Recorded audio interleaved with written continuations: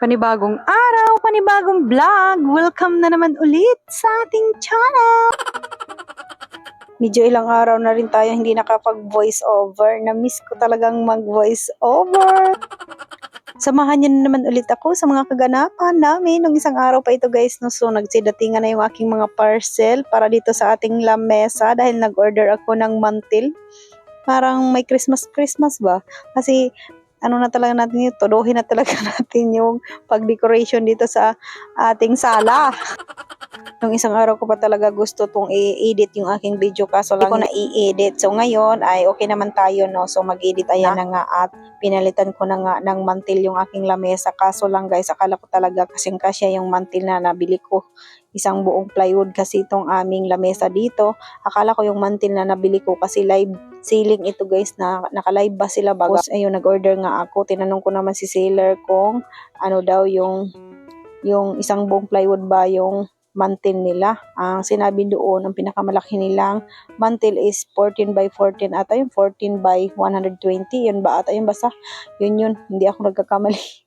Kasi itong pinakamalaking mantil na yung binili ko. So, mumurahin lang naman to guys, no? 100 plus lang naman itong mantil na ito. Kaya, paglagay ko dito sa lamesa namin, ay hindi pala siya magkasya. Kaya, ayan, ay nabitin. Kaya, binalik ko yung mga lumang mantil. Dahil sabi ni Papa Udon, ay mas maganda daw yung lumang mantil. Kaya, ayan, at nilagay ko na lang nga sa ibabaw para maging Pasko naman yung aming lamesa, no?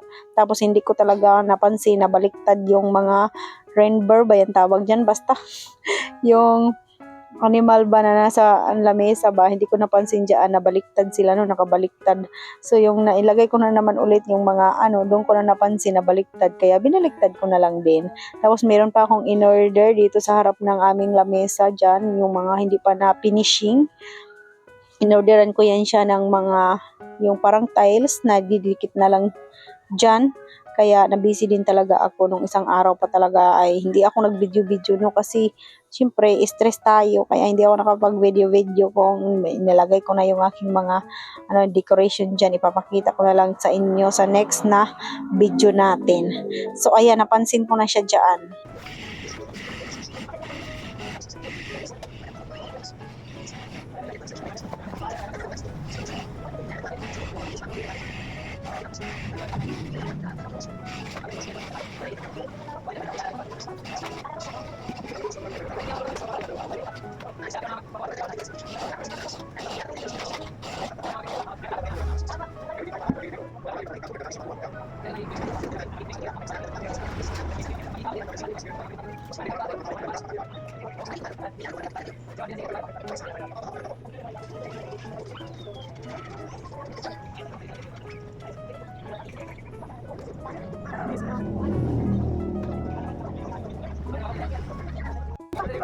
So ayan na nga guys, no, pagkatapos nga nating maglinis sa ating lamesa, ayan, at galing na nga kami dito sa Paranas at bumili na nga ako ng mga pangregalo sa mga inaanak ni Papa Udon, tapos mga giveaways na rin para sa ating tindahan, yung mga suki lang natin yung ating bibigyan. Charing!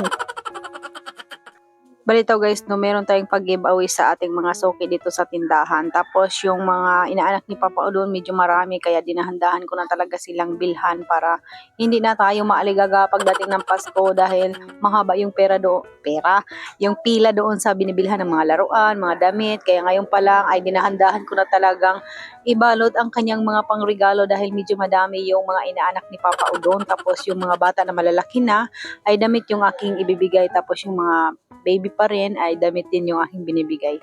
Tapos yung mga bata na mahilig sa laro pa ngayon, ayan, laruan din yung aking ibibigay kasi hindi yan natin na anuhan ba guys na pag binigyan mo yung bata ng laruan, hindi mo nabibili yung kasiyahan nila pag nakatanggap sila ng laruan, no, 'di ba?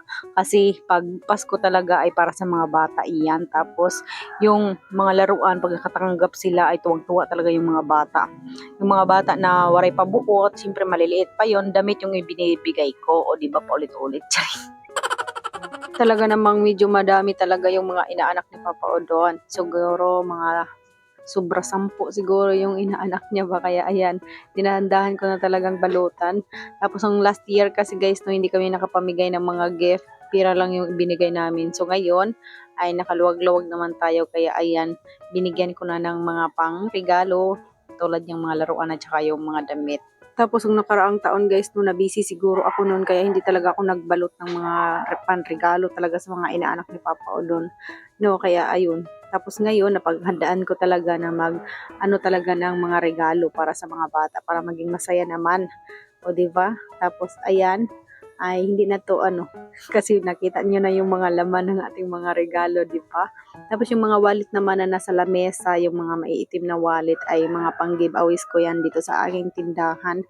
Wallet at saka yung mga ipit ng buhok yung ibibigay ko dito sa aking mga suki.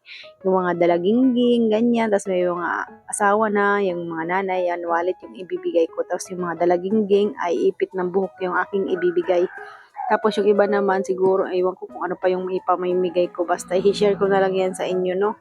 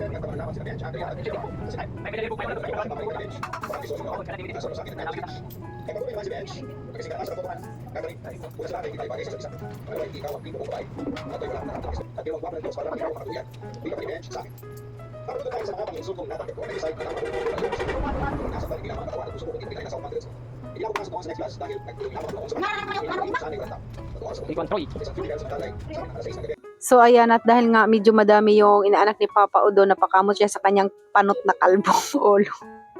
Tapos siya na yung pinasulat ko guys, no, dahil hindi ko alam yung mga pangalan ng mga inaanak niya. Kaya siya na yung nagsulat. Tapos yung mga inaanak ko na naman ay dalawa lang ata, yung tatlo basta yun. Kaya yung mga inaanak niya dahil marami siya na may nakakaalam, kaya ayan siya na yung nagsulat ng mga pangalan. O di ba pati nga si Papa doon din ay nalito din yun sa kanyang mga inaanak.